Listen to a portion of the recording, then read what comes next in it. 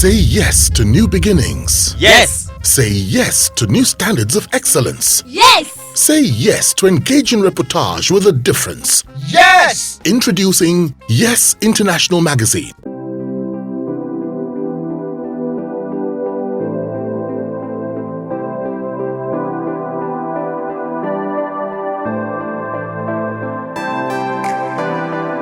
Now, you rose to become the president of the Nigerian Guild of Editors, a two-term president actually. What would you describe as your greatest accomplishment as the NGE president? Thank you. A lot of people don't know this, but the thing that gave me the greatest joy was the role that the Guild of Editors under my leadership played in getting the FOI passed. And that is an interesting story that is not often told. If you talk to this guy who's in MRA, he will tell you more about it. For 10 years, the press and the National Assembly have been at war over the FOI bill. And we are abusing each other. We weren't making any progress. Now, we started an advocacy program on the FOI. The first person we visited was the Senate President, David Mack. I was quite forthright. He said, look, Gbenga, yes, I'm not going to give you people FOI bill because your people in the media persecute public officers, publish falsehood, malign people for nothing. But all the same, if you can get the House of, maybe we will pass it, but I know they will not pass it for you. That was what he said. He said, okay.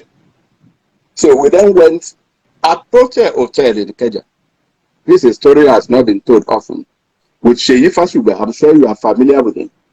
He was there. So went to see Dimeji Bankole. He used to stay at Proche Hotel. And I said to Dimeji, Dimeji, why don't you give us the FOI bill? He was the speaker. And he said, Egba, you know the truth? We in the House of Rep actually need the FOI bill more than you people in the media. Because several times we've invited public officers to come and give accounts to those of us who have the power of probe. They will shun us. So they actually needed the FOI bill more than most people. But they were afraid of the media and the use to which the media will put the FOI bill. And I said, well, you are mistaken. Write your own name in gold. Give us the FOI bill. He said, okay, it's all right. What I'm going to do, it was a Thursday. Said, I'm going to England tonight. I'll be back on Tuesday. By next week, Thursday, Wednesday, Thursday, you have the FOI bill. Just like that. You can corroborate this with Sheyi Fashuga. And then he picked his phone and called the Chairman House Committee on Information. Rules, on information, and then on justice. And he said, gentlemen, I'm just finishing a meeting with the president of the Guild of Editors, and I've promised him that we will pass the FOI bill. The chairman of the House Committee on Rules and Business was said, no, but Mr. Speaker, sir, you know we have to do he said, no, I just made a promise. I didn't believe him. But he said it will be passed the following week. So the moment I left his office, the moment I left that hotel that day, parted with Sheyi Fashuga, I went straight to Mr. Amoka, my chairman. I relayed to him my interaction with Dimeji Bankole. And he said, so what do you want us to do? I said, I want you to call the leaders of the NPN, set up a committee, just in case Dimeji will fulfill his promise. You two will go. This is what David Mack has told me in our advocacy visit, so that you people will go and engage the Senate President. Lo and behold, Dimeji came back on Tuesday. By Thursday of that following week, the House of Representatives passed the bill, which was interesting. Then Uncle Sam, Ray Epo, Ndoka Gbenga, I think about 6 of them, Smiler from Twa, they immediately entered the plane. And then they went and met David Mack and said, well, you promised that if the House of Rep will pass this, you will pass it. David Mark's hands will be concurrent. So was really packed.